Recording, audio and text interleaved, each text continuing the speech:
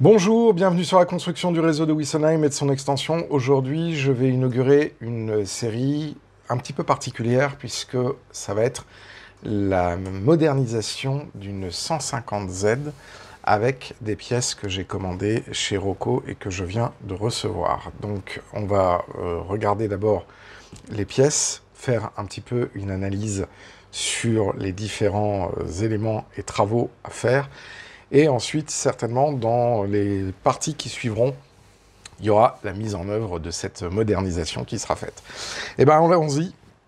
On va commencer tout de suite par regarder ce qui vient de m'être envoyé par Rocco. Donc, là, j'avais commandé ça au SAV. Ils ont mis 3 semaines à traiter la commande. On retrouve les sempiternels ballons gonflés.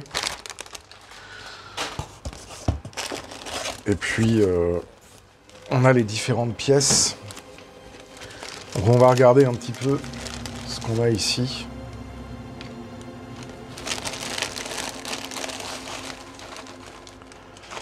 Et ce qui a été commandé. Alors, ça, c'est c'est la pièce de remplacement qui vient... Ah, je suis un peu déçu.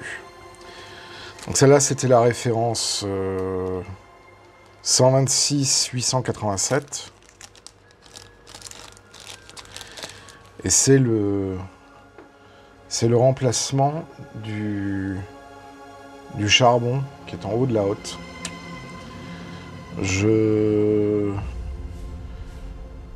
C'est un peu décevant que ce soit en plastique. On verra si je l'utilise. Tiens, ils m'ont pas mis la liste des courses dedans. Bon, c'est pas grave. Donc ça c'est un point qui va nécessiter de voir si je vais garder le lest ou pas. Alors ensuite, après, là, on a la référence 131-125. C'est pareil, je vais l'ouvrir.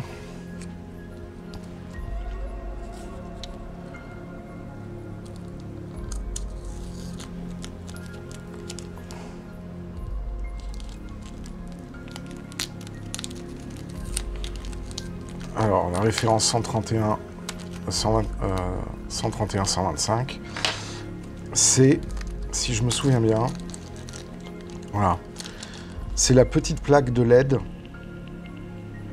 pour les feux avant. Je vous la montre, pas plus. Voilà. Donc ça, c'est pour remplacer l'ampoule qui est à l'avant de la locomotive. Donc ça, c'est plutôt pas mal. De toute façon, je vous mets en description la liste de tout le matériel que j'ai commandé. Et on va voir si tout pourra se faire comme prévu. Alors, là, c'est... Ah! Alors ça, c'est une pièce qui est... Donc c'est la référence 109-405.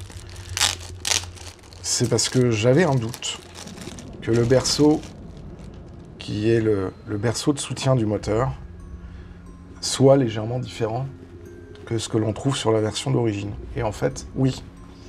Parce que là, ici, on a une échancrure qui n'existe pas sur la version d'origine.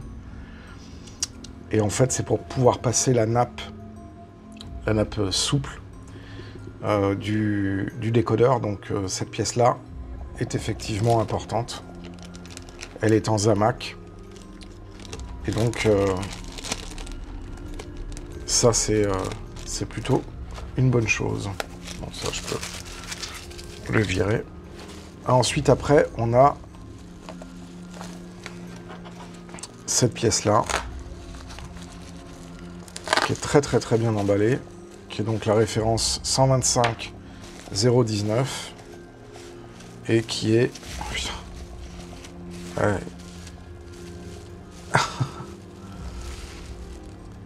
D'accord. Alors ça, c'est la nouvelle platine.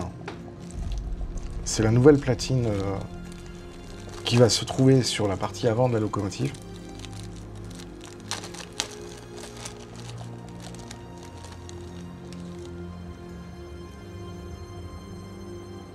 Et déjà,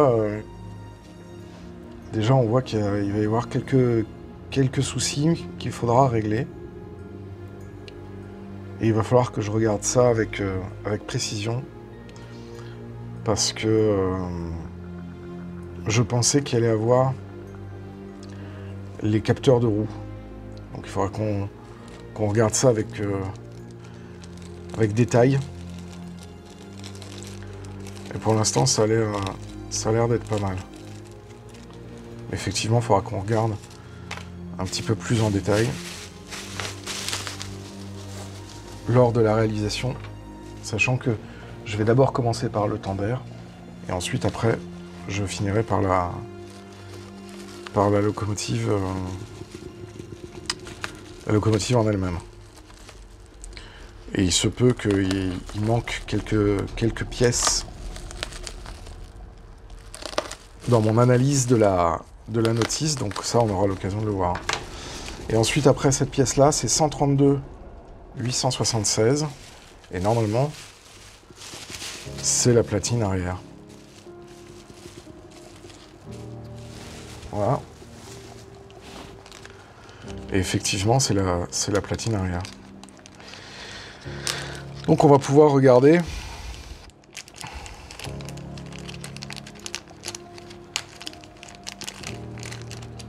cette platine, cette nouvelle platine, qui est le cœur de la digitalisation de la 150Z. Voilà. Alors,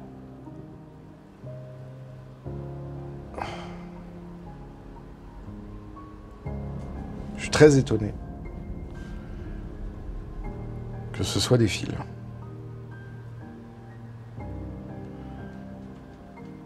Là, on a le connecteur Plux 16. Et là, on a le connecteur qui va vers la platine avant. Et donc, cette platine-là, elle avait été prévue pour la locomotive. Je sais pas. Ça donne envie de regarder. Donc, on va commencer à regarder. Je vous propose qu'on commence à regarder. Eh ben, allons-y. Bon. Donc là, c'est la 150Z qui était sonorisée et qu'on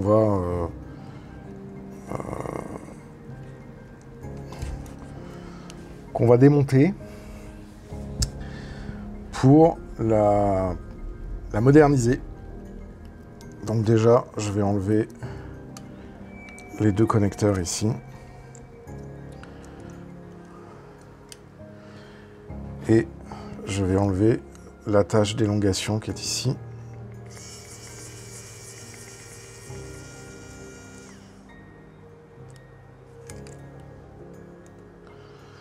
Ce qui va avoir pour conséquence de désolidariser le tender de la machine principale. Et donc, là, il va falloir que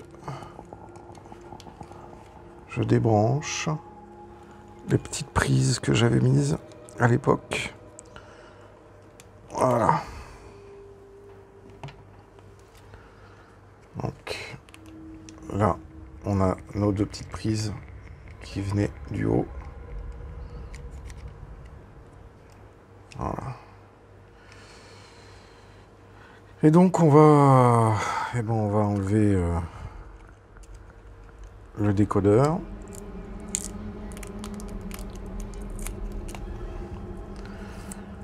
Donc ça, c'était la petite manip que j'avais faite. J'avais coupé le lest déjà. Et je vais peut-être le réusiner. Parce que la version plastique me plaît pas des masses. Et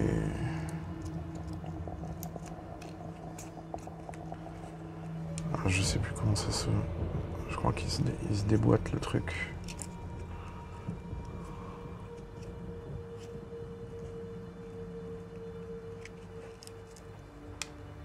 Ouais.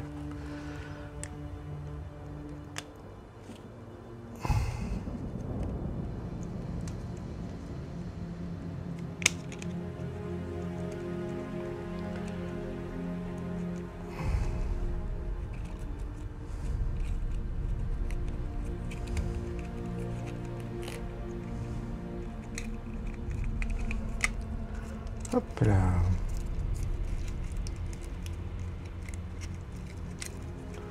Enlever les petites modifs. Et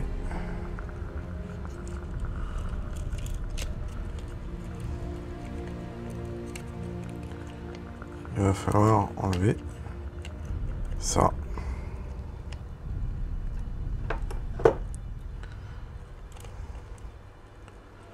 Bon, je vais couper ici.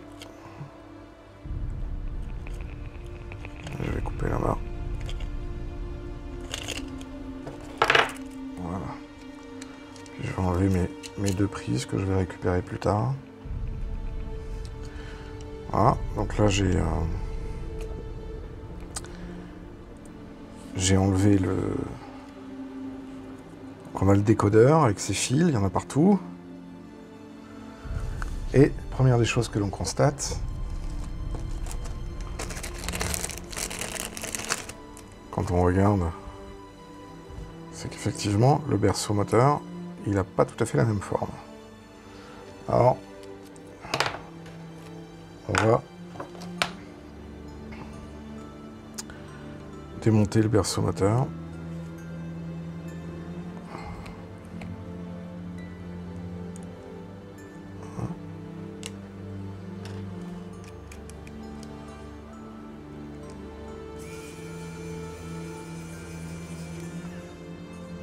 Voilà.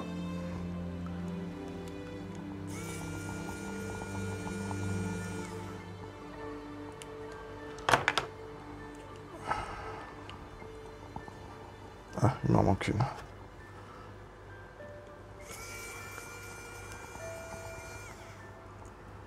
Alors c'est là que les Athéniens s'atteignirent, comme dirait l'autre.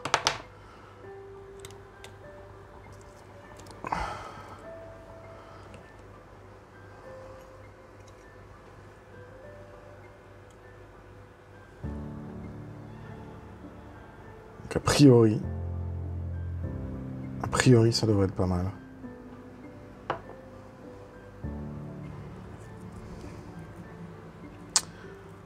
A priori, le nouveau berceau moteur devrait être pas mal. Alors, ensuite, on va enlever le moteur.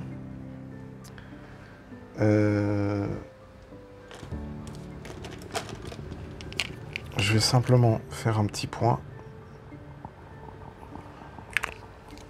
pour m'en souvenir.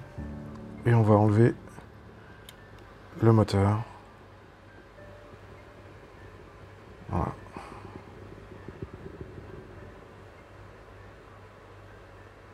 Pas de problème avec le moteur. Par contre, ma vis sans fin était un peu sèche. Bon. Donc là, le moteur, on le pose. Et puis, on va enlever la platine. Voilà. Et là, maintenant, on va voir si ça fonctionne.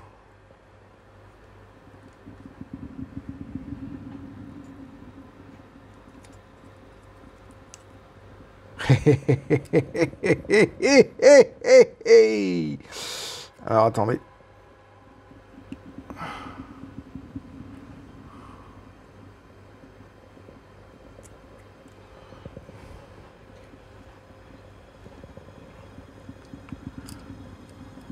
Donc déjà,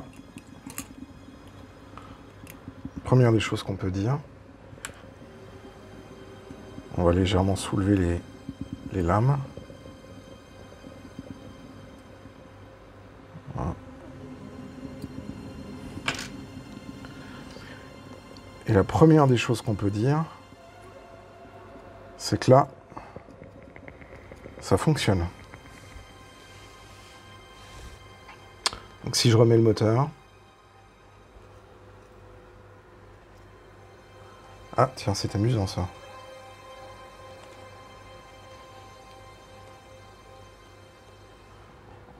Ah, c'est très amusant ça. Nos lamelles moteurs ne sont pas disposées de la même façon. Donc, il va falloir les façonner de telle façon à ce que elle se positionne bien sur le moteur. A few moments later. Bon, j'ai dû faire quelques petits ajustements de carottage parce que la fonderie était pas tout à fait bien ajustée, mais bon, ça m'étonne pas plus que ça. Là, on a le nouveau carter qui fait tenir le moteur et qui est vissé. Allez, on va enlever. Alors, je mets ça dans une bouteille en verre pour pas les paumer parce que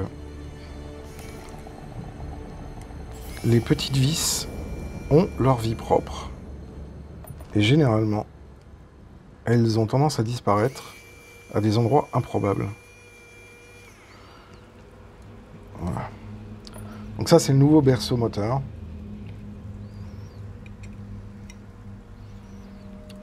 En fait, je suis pas intimement persuadé qu'il faille le nouveau berceau moteur. Je pense que l'ancien, on peut éventuellement faire abstraction de l'ancien. Enfin, l'abstraction de l'achat d'un nouveau berceau moteur. Faut que je vérifie. Ça, c'est l'ancien. Ah ouais, non, en fait, non. D'accord, non, j'ai compris, parce qu'en fait, il y a cette loupiote d'éclairage, là, qui est super haute. Bon, donc là, nous avons un écueil que je vous explique. Ils ont changé la position ici des lamelles. Ce qui fait que les deux trous, les deux chambres ici, qui correspondent aux rivets où étaient mis les lamelles, ne sont plus au bon endroit. Ces chambres-là, elles sont faites pour éviter qu'il y ait des courts-circuits, puisque tout le châssis est métallique. Donc, pour le moment, je suis, comme qui dirait, baisé. Parce que mes trous sont pas au bon endroit. Alors là, il y a deux écoles. Soit on se dit, bon, on fait deux perçages à cet endroit-là, et puis ma foi, emballer, c'est peser. Ce qui est pas délirant, hein. Enfin, je veux dire, c'est deux perçages. Voilà. Et puis on fait une chambrure pour éviter que ici on ait les contacts. Bon. Ça, c'est la première possibilité. La deuxième possibilité... Ah, puis ils ont beaucoup plus de machin traversant ici. La deuxième possibilité, c'est... Si on n'a pas envie de s'emmerder, c'est de prendre un châssis. A few moments later. Alors je vais essayer une solution radicale intermédiaire.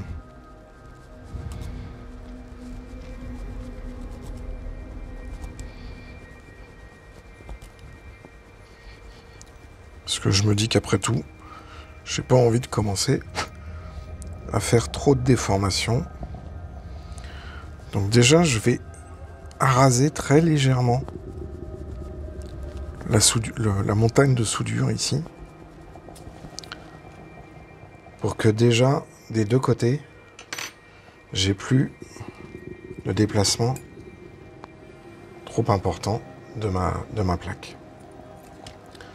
Je vais en profiter pour raser correctement les deux dernières ici, sans abîmer le PCB.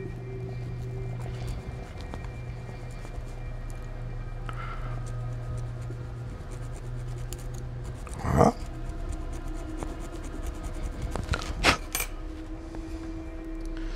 Parce qu'en fait, techniquement, ça me dérange pas plus que ça. Sauf que là, pour éviter d'avoir des problèmes de conductivité et que ça vienne faire court-circuit, je vais mettre de l'isolant pour isoler les points de contact qui sont un peu touchy.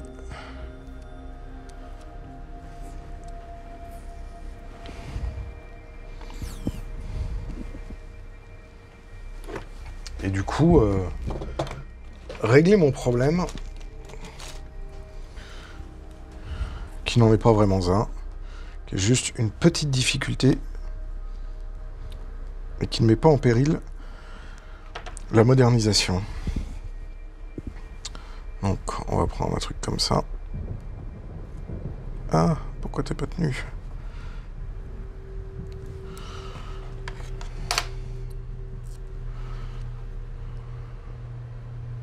Parce que là, c'est pareil. L'arrière, j'ai cette petite plaque, là. Et donc là, si je me mets comme ça...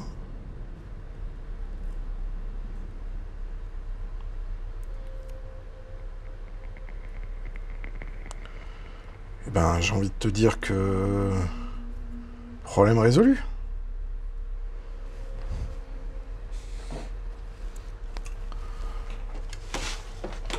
Je dis, on va pas s'avouer vaincu pour un tout petit changement de rien du tout. On va pas se laisser pourrir notre groove pour ça, quand même.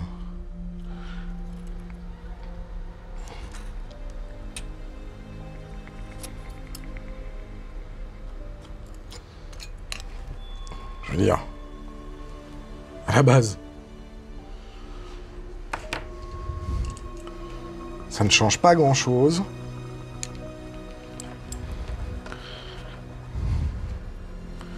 C'est juste une petite modification. Et ça nous évite de dépenser 15 balles. Bon, moi je dis, ça se tente. Voilà, il suffit de faire ça proprement. Deux points d'isolation. On fait ça proprement. Et emballer, c'est peser. Non mais dis donc.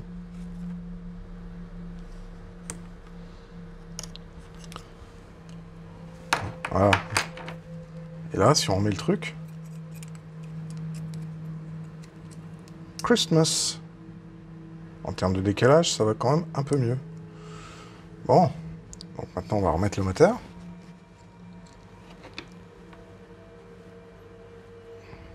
Voilà. On met le moteur. En poussant et en mettant. Voilà. Et là, on est mieux. Puis voilà. Non mais dis donc.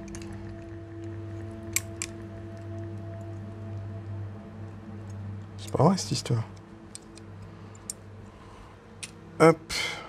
Il faut passer ça comme ça. Et puis je vais en profiter pour ranger les câbles correctement parce que... Eh les gars, c'est ici, hein. Hein? On est d'accord? Tout va bien? Ouais. Allez.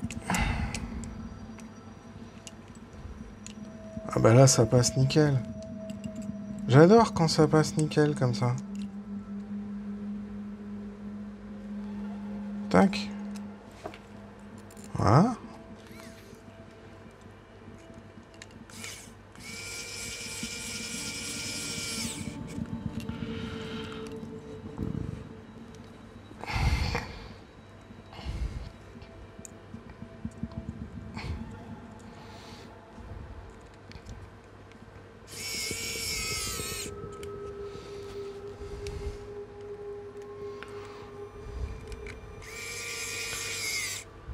Bon, jusqu'à preuve du contraire, ça marche plutôt pas mal.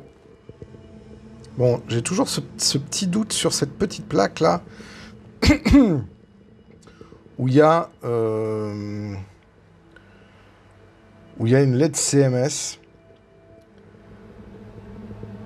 Ah, mais attends, j'ai une LED CMS en bas aussi. Ah, mais ça, c'est un ajout. J'ai une LED CMS en bas. Ça, c'est un ajout parce que ça doit être sur celle que j'ai pris, il doit y avoir une lampe en plus. Je te préviens, si tu me casses les couilles, je t'enlève. Ce qui voudrait dire que... Alors, c'est con, j'ai pas de décodeur. Parce que si j'avais un décodeur, je vais le recevoir, le décodeur. Mais dès que j'aurai le décodeur, je pourrai tester. Ah, il manque une échelle, tiens. Alors, attends. Oh. Fais-moi ça bien, s'il te plaît, Gabriel.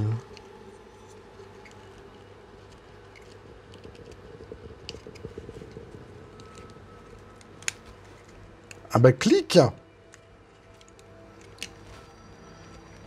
On est bon? Non, il y a toujours cette petite LED à l'arrière qui va m'emmerder. Mais c'est pas grave, on va la virer.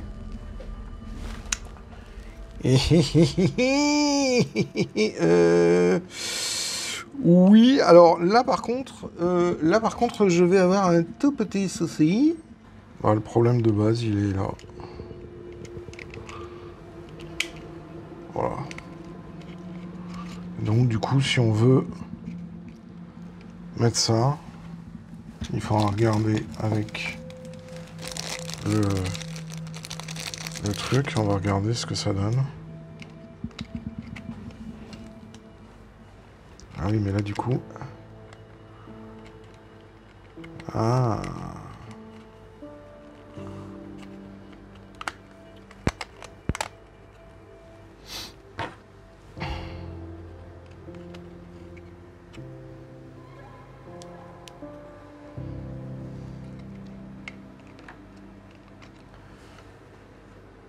D'accord. Donc ça se met comme ça en fait.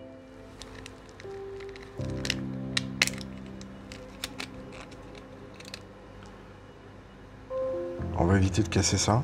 On va éviter de casser mes trucs. Voilà, tac. Là on est bon. Là on est bon. Voilà, on mettra le décodeur. On fixera le décodeur. Et ensuite après, moi je viendrai remettre mon machin en plomb au-dessus. Ça sera très bien. Parce que là... Ou alors je mets celui-là, mais... Parce que là, en fait, il y a un truc qui est prévu dans, certainement, la nouvelle version pour pouvoir rentrer la languette. Et que la languette, elle vienne s'accrocher derrière. Alors... Que j'ai pas ici, sur cette version-là. Donc, il aurait peut-être fallu acheter 16. Le call box and front side part. Bon, donc déjà, là...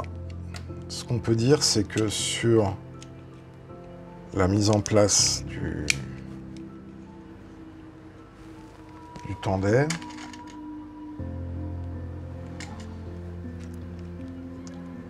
là, je pars du principe que ma digitalisation et ma modernisation fonctionnent plutôt pas mal. Donc ça, c'est la première partie. La deuxième partie, ça va être comment je vais... Alors, je vais me remettre mon cardan.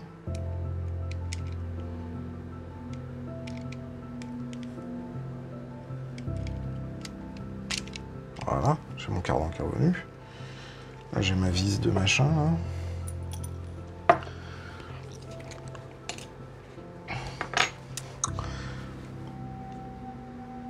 Bon. Donc là, c'est plutôt pas mal, hein. Il y a simplement ce connecteur-là.